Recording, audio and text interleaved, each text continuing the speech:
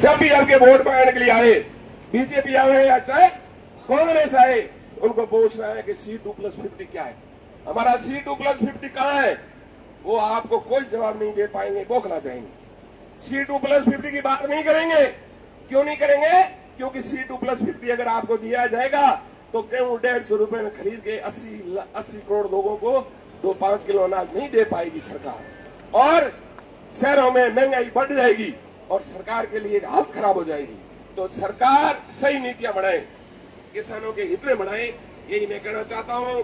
आप सब लोग इतने जोश जुनून के साथ आए, हमारा थोड़ा हौसला पस्त हुआ था, लेकिन आपने फिर से हौसला बंधा दिया है। ये मोर्चा आपके लिए तन मन और धन से रात दिन काम करेगा। एक बात कहता हूं कि जहां भी ये इकाई नहीं बनी है, वहां पे आप इकाई बनाने के लिए बुलाइए, संगठित होइए, पार्टी को छोड़ दीजिए, पार्टी बाद में होती रहेगी, एकजुट हो जाइए। जय हिंद, जय किसान। बहुत बहुत धन्यवाद। पार्टी तो पार्टी होती, घर घर में पार्टी है, ठीक है। पार्टी बोटा रटे में पार्टी 24 घंटे आप पार्टी और 5 बाल मुंह बंद की उड़े उबरा बोलो, अरे आमनो हक मांगनो है, पार्टी भले कोई वो नहीं, ठीक है। ये बात कही है, एक बार नारा बोलेंगे जोरदार, किसान एकता, किसान एकता। जीत आपकी तय है, आज नहीं तो कल होगी, और नहीं होगी तो परसों अपन वापस तैयार हो जाएंगे। बाबूलाल जी जाट, युवा क्रांतिकारी किसान नेता, जो हेमागुड़ा के सरजमी से आते हैं, 10 साल से ज्यादा समय से नहर के लिए नहर पे बैठे। अब नहर के ऊपर घर है, नहर के ऊपर खेत है और पानी से वंचित है। अन्याय की हद होगी, सारी हदें पार होगी, सारी हदें पार होगी। यह है किसानों के साथ में न्याय। मैं बाबूलाल जी से निवेदन करूंगा, आप अपनी बात को प्रभावी तरीके से बताएं, जोश भरे, जोश भरे।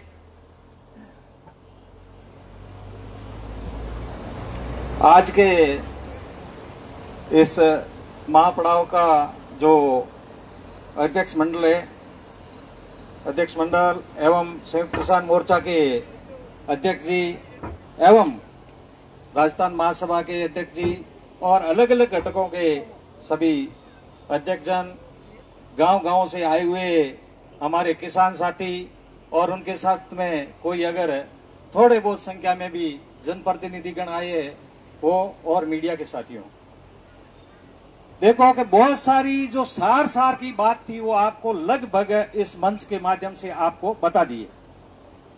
पर आज आजादी के 8 दशक बाद में भी किसान अपने हक के लिए और अपनी हक की मांगों के लिए सड़क पे अगर किसान को उतरना पड़ रहा है, तो इससे ज्यादा सरकारों के लिए शर्म की कोई बात नहीं हो सकती।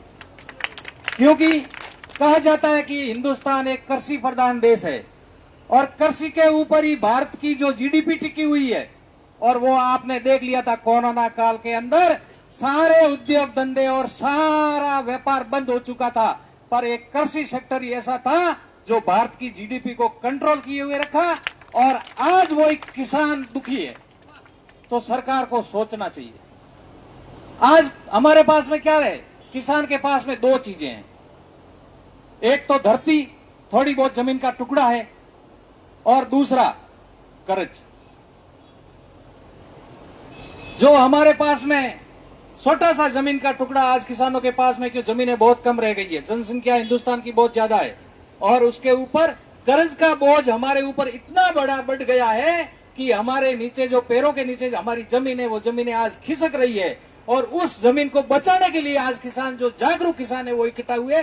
तो आपको मैं दिल से सैल्यूट करता हूं कि आज हमको जगह जगह बार बार बरगलाया जाता है राजनीति के अंदर, और पहले हमारे जो भाई साहब पूर्णमाराम जी ने आपको एक बहुत बड़ी बात बताई थी कि यह एकदम विशुद्ध राजनीतिक से अलग चीज है, और किसान संयुक्त किसान मोर्चा किसी राजनीतिक पार्टी का नहीं है, सारी पार्टियों के लोग हम इसमें सम्मिलित है।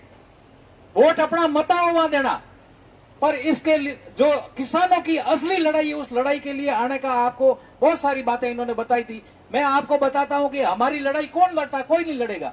जिस समय एमएसपी की बात भाई साहब ने बताई थी, एमएसपी क्यों लागू होना चाहिए, मैं बताता हूं कि आज एक पेंसिल बनाने वाला उसके ऊपर एमआरपी लिखता है, कि मेरी पेंसिल है ये 1 रुपए में बिकेगी तो वो 1 रुपए में ही बिकती है, और हमारे गेहूं और जो बाजरा है जो उत्पादन होता है उसके ऊपर किसी तरह की एमएसपी लिखी हुई नहीं होती है, तब जाकर के हमको लूटा जा रहा है। इसी लूट को हमें बंद करवाना है। तो ये लूट बंद होगी कैसे? जिस समय जीएसटी लागू हुआ था देश के अंदर, तो विरोध किसने किया था? कि विरोध करने वाले उस समय ये व्यापारी वर्ग था, इन्होंने विरोध किया था। पर जीएसटी से असली नुकसान किसको हो रहा है? जीएसटी से असली नुकसान है वो किसान को हो रहा है, क्यों? आखिरी उपभोक्ता वो किसान है। मैं आपको बताना चाहता हूं कि एक कोई भी चीज बनती है फैक्ट्री के अंदर, तो फैक्ट्री से वो चीज आगे बिकती है, जो डीलर के पास जाती है तब उसकी जीएसटी है वो डीलर भर देता है, फैक्ट्री वाले के पास में जीएसटी आ जाती है। उसके घर से कुछ नहीं गया, डीलर आगे सब डीलर को बेचता है, वो आ गई, वो आगे व्यापारी को बेचता है तो वो जीएसटी जमा करवाता है, उसके पास पहुंच जाती है। फिर बाद में धीरे धीरे वो माल, वो चीज अपन ला करके खेत के अंदर डाल देते हैं, या ट्रैक्टर, कल्टीवेटर वगैरह कोई भी अपन कृषि यंत्र लाते हैं, वो हमारे यहाँ धूल और मिट्टी के अंदर मिल जाता है, और उसकी आखिरी जीएसटी हम भरते हैं, हमारे को जीएसटी कोई नहीं देता है। और सबसे बड़ा नुकसान है वो किसान ये भुगत रहा है जीएसटी के लिए। पर कोई कभी किसान, किसी संगठन ने आवाज उठाई? तो इस चीजों के लिए हमें जरूरत पड़ेगी इन पढ़े लिखे और जो शिक्षित लोग हैं और जो रिटायर्ड लोग हैं, इनको पता है कि किसान के ऊपर, किसान को किस तरह से दबाया जा रहा है। आपको अभी कृषि ट्रेड डील के बारे में भी बात की थी, पर आप विचार कीजिए, जब बाजारों के अंदर आवाजें उठती है, कई लोग अब कई दिन पहले कह रहे थे कि तेल महंगा हो गया। भाई कौन सा तेल? जो खाने वाला तेल है, आप बगैर तड़को दो नहीं, वो तेल महंगा हो गया। और हमारे किसानों के बच्चे भी लिख रहे हैं कि देखो तेल के 200 रुपए हो गए, तेल की बोतल का 250 रुपए हो गया 1 लीटर तेल का। अरे मैं तो कह रहा हूं 500 रुपए लीटर होना चाहिए। जब 200-250 हुआ है तब जाके 80 रुपए राइडे और सरसों के आज आपको मिल रहे हैं। अगर यही तेल 150 रुपए किलो लेना चाहते हो तो आपके राइडे के भाव भी 50 रुपए में बेचने के लिए तैयार रहना आप। और ऐसी ही कृषि ट्रेड डील ये हो चुकी है। ये तो मैं नहीं चाहता हूं कि किसी देश के बीच में युद्ध हो, युद्ध एक बहुत बुरी चीज है, पर उस युद्ध की वजह से कुछ फायदा हुआ है तो सिर्फ उस युद्ध की वजह से हुआ, बाकी आज अपने राइडे सरसों का भाव 50-60 रुपए से ऊपर नहीं होता। तो इस बात को अपने को जागरूक होना है। और अपनी ये बातें कौन करेगा?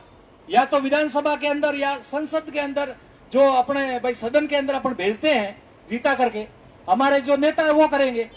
पर हमारे नेता तो जीतने से पहले तक आकर के वो 1 महीना आपके आगे हाथाजोड़ी करते हैं, और फिर बाद में हमको 5 साल पीछे उनके पीछे फिरना पड़ता है कि साहब ये काम करवा दो, ये काम करवा दो। इसके लिए आप किसान भाइयों को जागरूक होना पड़ेगा कि वो मत भी आपका है। क्योंकि मैं बार बार हर धरने के अंदर और हर प्रदर्शन में मैं कहता हूं कि आप जो आए हो गांव गांव से, सभी किसान भाई आए हो, आपके जनप्रतिनिधि कहां है? आपका सरपंच कहां है? आपका डेलीगेट कहां है? आपका वार्ड पंच कहां है? क्यों नहीं आ रहे? ये कमी हमारे अंदर है।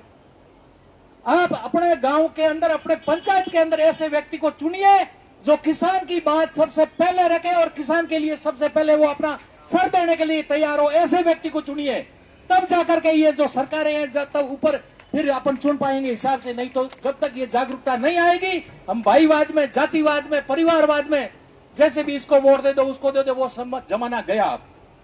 अब आप सावचेत हो जाइए। जो आपकी आवाज को मजबूत करता है उसी को ही आप मजबूत करोगे। आगे चुनाव भी नजदीक है, ये भी बात आपको ध्यान रखना है। बाकी सारी बातें लगभग हमारे किसान संगठनों के जो पदाधिकारी और जितने भी बुद्धिजीवी इन्होंने बता दी। अब मैं मेरी पीड़ा आपको बताता हूं।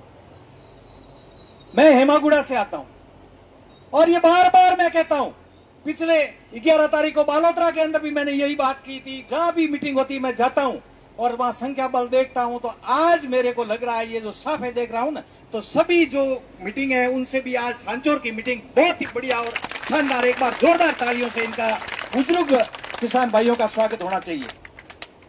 तो देखो, मैं तो हर समय यही बात करता हूं कि भाई कुछ भी हो जाए, किसान की आवाज हर मंच पे जब तक हमारे बच्चे और किसान की बात को नहीं करेंगे तब तक हमारे को न्याय मिलने वाला नहीं है। और मैं कह रहा हूं कि हेमागुड़ा के अंदर नहर आई थी, बात कर रहा था मैं, नहर आई थी, मतलब 1998-99 के अंदर सर्वे हुआ और 2001 के अंदर खुदाई चालू हो गई थी। तो उस समय हमारे किसानों ने सोचा कि हमारी जमीनें जाएगी पर आने वाले समय के अंदर पानी मिलेगा तो आने वाली हमारी पीढ़ियां हैं वो आराम से खाएगी, आराम से रहेगी। हुआ क्या? हमारी जमीन को औने पौने दाम के अंदर 7,000 बीघे 9,000 बीघे के रेट के अनुसार वो जमीनें हमने उस नहर को दे दी।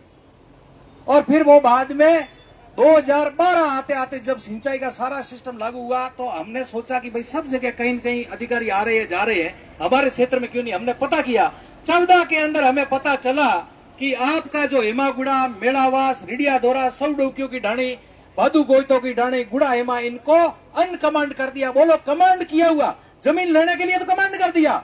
और फिर भी बाद में क्या बताया कि ये तो एक रिवर बेल्ट है, इसको हटा दिया। पर उसके अंदर बहुत बड़ी राजनीति हुई थी मेरे किसान भाइयों। जो हमारे हक का पानी था वो पानी 150 किलोमीटर आगे किसी दूसरे जिले के अंदर उनके नेता ले गए। हमारे नेता नींद के अंदर सोते रहे, जनप्रतिनिधि हमारे कमजोर थे और हमारा पानी कहां चला गया? कहीं दूसरे जिले में।